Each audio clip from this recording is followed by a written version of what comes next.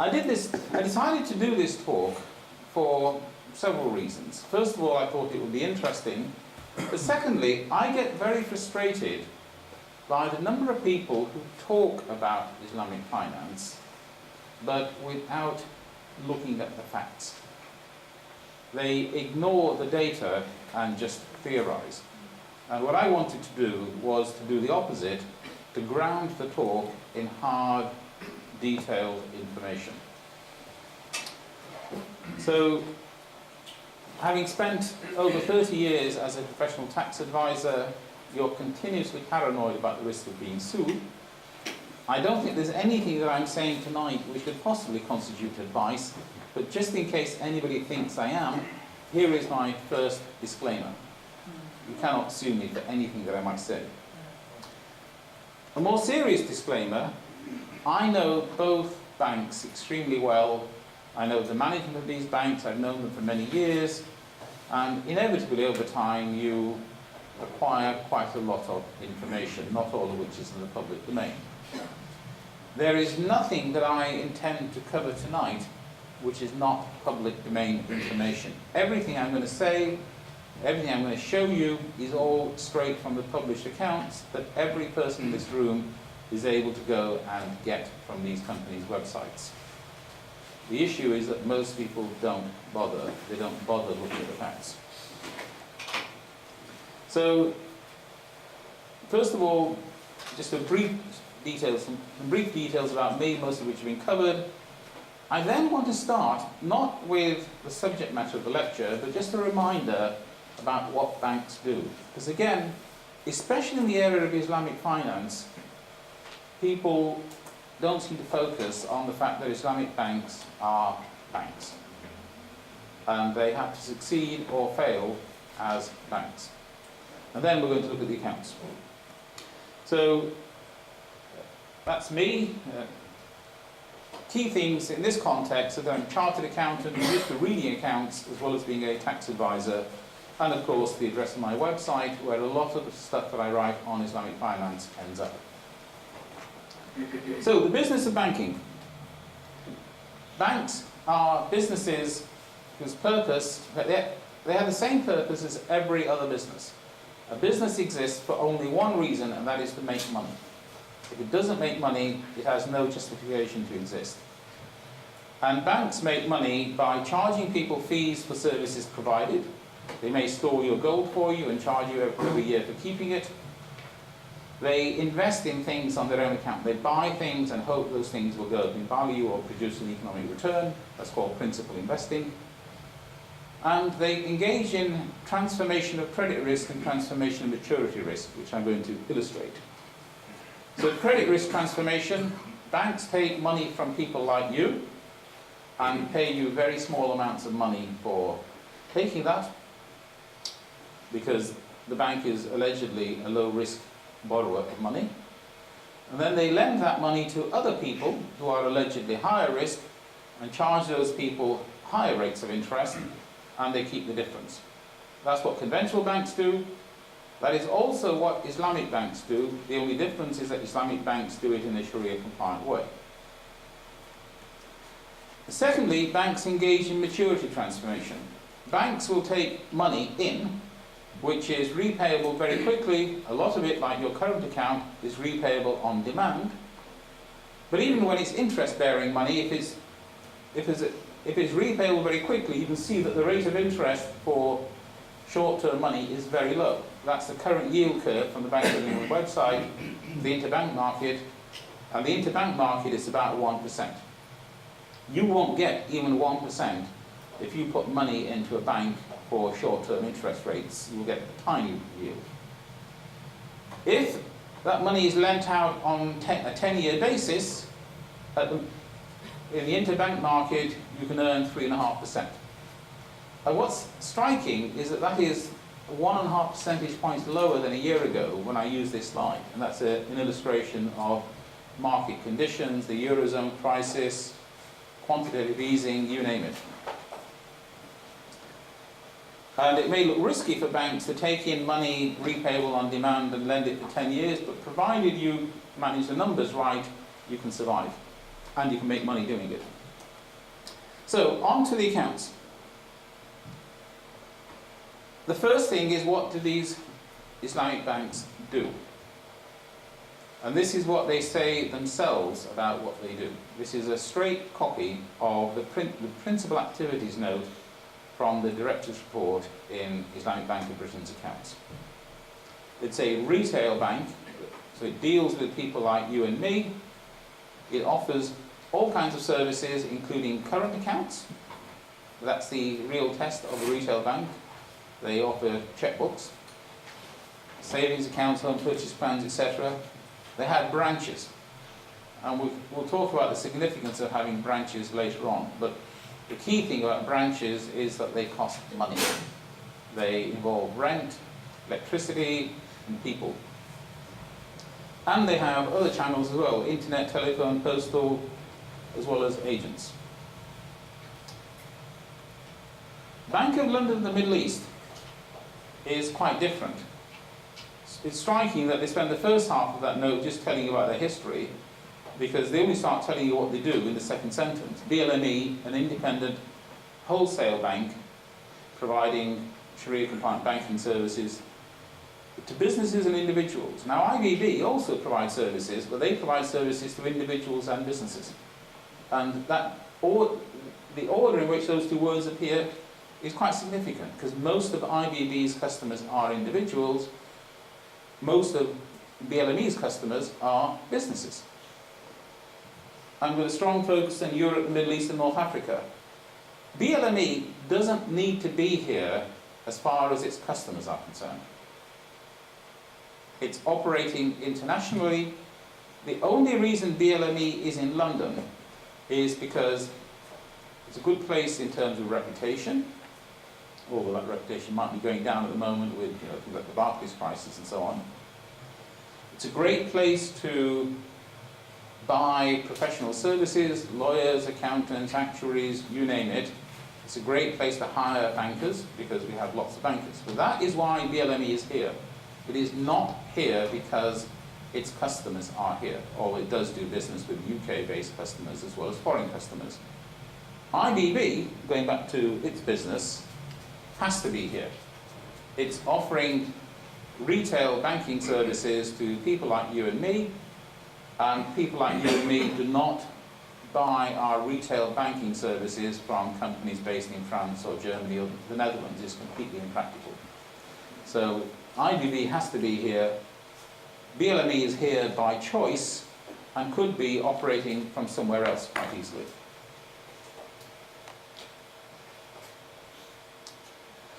The next thing I wanted to look at was who's in charge. So again, all I've done is go to the accounts and list out year by year who was in charge. And IBB is the older of the two banks, so in 2004 and 2005 they had Michael Hanlon. In 2006, they actually did have Michael Hanlon for the whole of the year, because the accounts say that he resigned on the last day of the year. But I put vacant in that list because if some people don't just resign on the last day of the year, I suspect he was, I'm guessing now, but I suspect he was in the process of leaving or whatever. But nevertheless, there was a change. Then for 4 years they had Jerry Deegan, and then they changed to Sultan Chowdhury. Whether you regard that as a high degree of change or a low degree of change is a matter of opinion. I personally regard it as a high degree of change. Compare that with BLME, where from day one, which is 2006 for BLME, the same person's been in charge all the way through, Humphrey Percy. The other important role at any bank is who is the finance director or chief financial officer.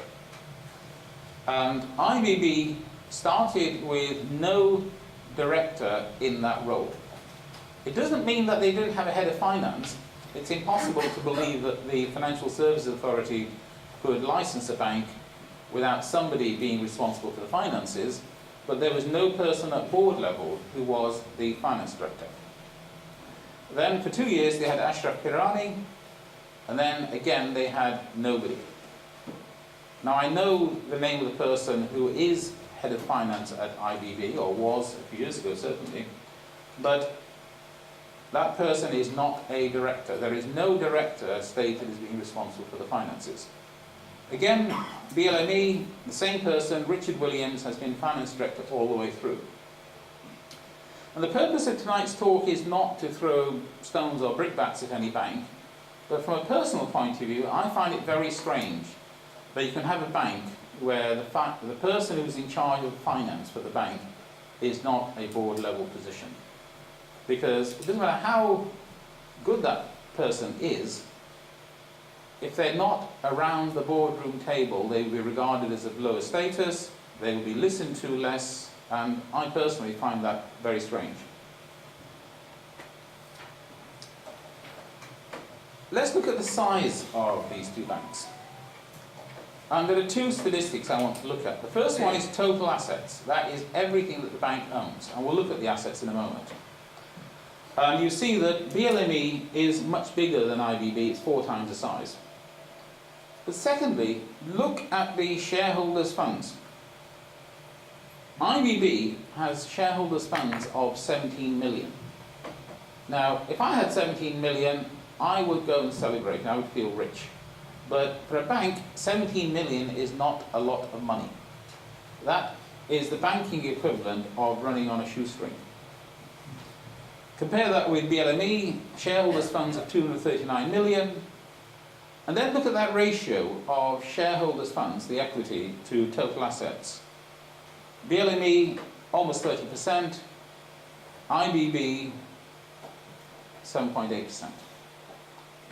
Before we look at anything else, what that will tell you is that IBB can afford to take far less risks than BLME. When it acquires assets, it has to seriously worry about those assets falling in value. So let's take a simple example. If IBB's assets, 217 million, fell in value by 10%, that is 21 million pounds. If it lost 21 million pounds, it would have negative shareholders' funds of 3 million, it would be bust. If BLME's assets, 807 million, fell in value by 10%, that is 80 million pounds. 80 million pounds is a very painful thing to lose, but it would still have positive shareholders' funds of about 150 million pounds. I'm not very good at mental arithmetic, I'm standing up. But it would still be solvent, it would still be in business. That's an illustration of the fact that when you have much higher equity in relation to total assets, you can afford to take more risks. Liabilities. Those total assets of 807 million or 217 million, they're financed partly by the shareholders' fund, and the rest of it is financed by other liabilities. Now, in the case of BLME, BLME gets its money almost entirely from other financial institutions. It goes into the interbank market and basically it borrows money. It doesn't borrow interest-bearing loans because it's a Sharia-compliant bank. It will engage in Sharia-compliant transactions like Kabakala or commodity murabaha to obtain money from financial institutions. It also has 50 million from customers. And if you go to the Bank of London Middle East website, you'll see that they are willing to take deposits from you, from memory, if your deposit is at least £25,000. But they're not interested in deposits from, ordinary low wealth individuals because it's just too much hassle. So 25,000 at least or nothing. But in BLME's case, because it's so easy to raise money in the interbank market provided your credit is good, what drives BLME's business, just from looking at these accounts, is the assets. So it decides to acquire an asset, and then it goes into the interbank market and gets the finance that it needs to have that asset. And if the asset disappeared, for example, if it repaid and it didn't have a new asset, it would simply pay down its interbank liabilities. So BLME as a business will be asset driven, and we will look at what those assets are in a moment. IBB is different. If you look at IBB, it's got next to nothing in the interbank market. Its money comes from customer deposits, either non-profit sharing or profit sharing. And The non-profit sharing will basically be current account money, and the profit sharing will be customer deposits on a Madaraba basis. So, and if you're running a retail bank, if people put money into their current account, or even if people put money into their savings account, you can't turn them away. IBB doesn't say £25,000, oh, we don't want your money. If you're a customer, if you've got a savings account with them, and if tomorrow you put £10 into your savings account, they have to take the £10. So IBB is driven by the fact that it has these liabilities, and it cannot control those liabilities. If people put money into the bank, its liabilities go up. That's the nature of, debits and credits. And it then has to think about what to do with the money when it comes in, subject to the fact that it can't take much risk because it's got low equity. So what does it do? What do both these companies do with their money? If you look at BLME and its balance sheet in terms of the assets, 174 million with financial institutions, that is effectively its liquidity buffer. With a bank, you always need to have cash that you can get hold of very quickly, either because people want their money back, or you have some kind of problem, you need a liquidity buffer, and that's what I talked about last year. And similarly, IBB has got 144 million of liquidity buffer as well. But that is more than it probably wants. Because for the rest of the balance sheet for BLME, the investment securities, the financings, those are things that it wants to have. It wanted to acquire those, it wanted to engage in commercial property finance, have these finance leases, operating leases. Those are the assets it wanted, and then it went and got the liabilities in the interbank market, the 500 million we saw on the previous page. In IBB's case, it's the other way around. It can't help having 216 million of total assets, because that's the money that customers have chosen to put into their accounts.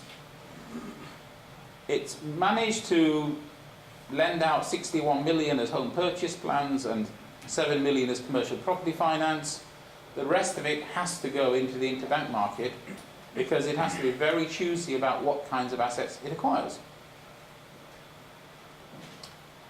So, and you can see that on this slide, BLME, 67% of its assets are real proper financing, and the rest is money in the interbank market. The sort of balancing figure, as it were. In IBB's case, only 69 million is real things that it actually wants to do, which make it money. The rest of it has to go in the interbank market, because where else are you going to put it? Banks don't put money under the sofa. What return does it get on its assets? Looking at the total assets, you look at the total income, what's coming into the bank, and BLME has a 6.7% return on its total assets. And that's averaging everything. The interbank deposits, which earn next to nothing in today's interest rate environment, plus the leasing, the financings, etc. Compare that with IBB, where the rate is 1.7%, partly because IBB has lent out a lower proportion of its assets. It's only really lent out 32%. But secondly, it's because those assets are lower yielding assets. BLME's assets, just looking from these percentages, will clearly be riskier assets than the IBB assets. And that ties back to the details. If you look at these assets in detail, leasing things is inherently riskier than financing home purchases by private individuals. Buying sukuk in the interbank market is, buying sukuk is inherently more risky than home purchase plans. But if something is more risky, it will have a higher return, but you have to worry about the risk. Operating costs in relation to assets. BLME's operating costs are much lower proportionately than IBB's. And the reason for that is that, first of all, BLME has got a lot more assets. It has a much larger balance sheet. It's been able to expand its balance sheet because it's engaging in large-scale transactions. What IBB has got is lots of branches. Branches equal operating costs. That's why its operating costs are 5.1% of total assets.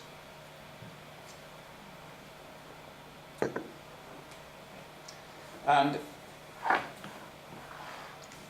if IBB is earning 5.1%, sorry, it's suffering operating costs of 5.1% on its assets, while earning 1 point something percent, you can expect it to have a problem. While we've got income to assets here of 6.7% compared to operating costs of 2.2%. Of course, BLME's also got financing costs, which I've ignored. And IBB's got financing costs, which I've ignored. These are purely the operating costs. Couldn't resist this one. This is the total payroll cost compared to the number of people. So the average person at BLME is being paid $135,000 a year. The average at IBB is $35,000 a year. That's because they're different kinds of people. At BLME, you're talking about secretarial support, and then the rest of them are real bankers, investment bankers. IBB has got a large number of branch staff, and they are not real bankers. Somebody who sits behind a bank counter and takes in money and pays out money is a person who's simply shuffling paper. They're not a real banker. They're not taking banking decisions. So IBB has a large number of low-paid staff as well as a few real bankers. BLME has a lot more real bankers. Cost of funds. This comes back to the liabilities. BLME is paying 1.7% for the 568 million of external liabilities that it has. IBB is only paying 0.8%. That's because BLME, when it borrows, is borrowing in the interbank market. In the interbank market, banks want to be paid a proper rate, and it's borrowing from high net worth individuals who are only depositing £25,000 upwards because they're getting a reasonable rate. IBB, the deposits are coming from people with current accounts who get nothing, and depositors with fairly small amounts of money who would be paid very little if they went elsewhere with the money either, so they get paid very little by IBB. That's why these cost of funds are so different. And finally, how are they doing? IBB, as you can see, has lost money every single year of operations, and it's lost it in a very consistent kind of way. Because it hasn't gone out and done stupid things. It's simply running a branch network which involves too many employees and too much electricity and rent for the volume of business that is going through the banking system. And because its capital is so low, it finds itself unable to lend out most of the money that it takes in to do things that earn a reasonable economic return. BLME is different. It has, in some years it's made money, but never spectacular amounts of money. I mean, the highest year we've got there is 3.5 million. Well, with 280 million of shareholders' funds put in, if it was earning even 1% on shareholders' funds, it would have a profit of about 2.8 million. It's not. Given that banks like HSBC, Barclays, Lloyds TSB aim to have a return on equity of 10 to 15%, you can see how poor BLME's results are even in the good years. And then you can see that there are 2 years which are catastrophically bad. So net, BLME, like IBB, has simply lost money for its shareholders. And in those 2 bad years, those losses come entirely from impairment charges. Because again, these figures from the account show that if you added back the impairment charge in those 2 loss years, there would have been a profit of about the same sort of size as we saw in the other years, 2.1 million, 4.4 million. What's caused those impairment charges? BLME tells you. In 2009, 4 facilities totaling 37 million were impaired. Now, they weren't totally written off. There wasn't a 37 million impairment charge. The impairment charge was only 21 million. And of course, that 21 million covers not just the top paragraph, it covers the other paragraphs as well. So then smaller things like Sukuk and a US lease portfolio, but nevertheless, big chunky transactions. Because that's what investment banks do. You do big chunky transactions, and if even one of those goes wrong, it can be very expensive. Similarly, in 2011, at that stage they were counting 6 impaired facilities, which total between them 40 million. So a few transactions that have gone bad, or look as if they're going bad, can cause enormous impairment losses. So to summarise, Islamic banks are businesses and their purpose is to maximise shareholder value. Although so far, as you've seen from the accounts, these banks have not yet succeeded in maximising shareholder value.